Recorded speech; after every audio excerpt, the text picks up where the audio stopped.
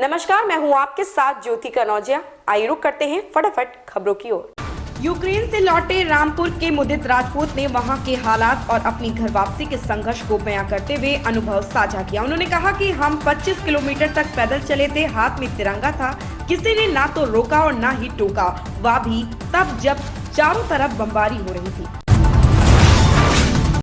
स्वास्थ्य मंत्रालय द्वारा जारी आंकड़े के अनुसार बीते 24 घंटे में कोरोना के 4,575 नए मामले सामने आए, जो कि कल की तुलना में लगभग 600 अधिक है। वहीं इस दौरान 145 लोगों की मौत हो गई। सबसे बड़ी राहत की बात यह है कि देश में अब केवल 46,962 सक्रिय मामले ही बचे हैं।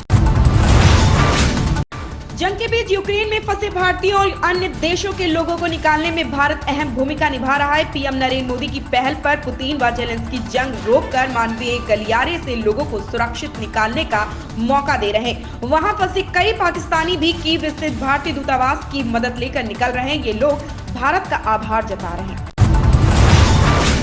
यूक्रेन पर हमले के विरोध में रूस के खिलाफ आर्थिक प्रतिबंध बढ़ते जा रहा है। कई दिनों से इस बात की चर्चा चल रही थी कि अमेरिका रूस से तेल, प्राकृतिक गैस और कोयले के आयात पर पाबंदी लगा सकता है, जिस पर बाइडेन प्रशासन ने मुहर लगा दी है। ब्रिटेन ने भी इस साल के अंत तक चरणबद्ध तरीके से रूस से तेल और तेल उत्पादों का आयात खत्म करने की घोषणा की है।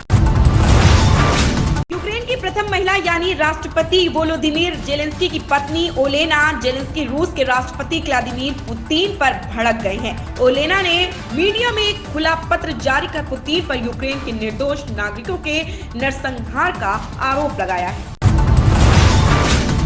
रूस यूक्रेन की जंग के बीच ब्रिटेन की महारानी का निजी सुरक्षा गार्ड गायब हो गया। गायब होने से पहले उसने पोलैंड का टिकट करवाया था। इससे भी पहले उसने अपने परिजनों को एक पत्र भी लिखा था। खबर के मुताबिक इसके बाद उसने एक फोटो स्नैपचैट पर पोस्ट की थी। ये सभी तथ्य इस बात की ओर इशारा कर रहे हैं कि 19 वर्षीय यह सुरक्षा गार्ड यूक्रेन की तरफ से रूस से युद्ध लड़ने गया है। इतना ही नहीं, ब्रिटेन की सेना के 3 और सदस्य बिना किसी कारण गायब हो गए।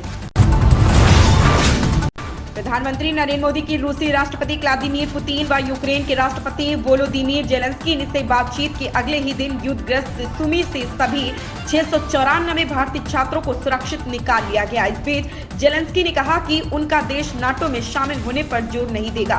उन्होंने यह भी कहा कि नाटो उन्हें अब नहीं चाहता। रूस लगातार यूक्रेन को नाटो से दूरी बनाने के लिए कहता है। आज जाकिर हुसैन का 71वां जन्मदिन है। हुसैन तबले पर अपनी अंगुलियां और हाथों की थाप से जादू का संसार बना देते हैं, इसलिए उन्हें उस्ताद जाकिर हुसैन कहा जाता है। जाकिर हुसैन का जन्म 9 मार्च 1951 को मुंबई में हुआ था। ये हुनर उन्हें अपने पिता अल्लाह रखा खान से विरासत में मिला, जो खुद एक मशहूर तबला वादक थे। सोने और चांदी के दामों में एक बार फिर से उछाल आया है। सोने की कीमत 1.67% बढ़कर 55,128 रुपए प्रति 10 ग्राम पर पहुंच गई है। दूसरी ओर चांदी के दाम में भी बढ़ोतरी दर्ज की गई है। इसका भाव गिरकर 2.15% उछलकर 72,952 रुपए प्रति किलोग्राम के स्तर पर पहुंच गया। सप्ताह के तीसरे कारोबार दिन बुधवार को शेयर बाजार हरे निशान पर खुला। बॉम्बे स्टॉक एक्सचेंज का 30 शेयरों वाला सेंसेक्स 148 अंकों की बढ़त के साथ 53,573 के स्तर पर खुला, जबकि नेशनल स्टॉक एक्सचेंज के निफ्टी सूचकांक ने 40 अंक की तेजी के साथ 16,053 के स्तर पर कारोबार की शुरुआत की। इन खबरों में बस इतना ही। धन्यवाद।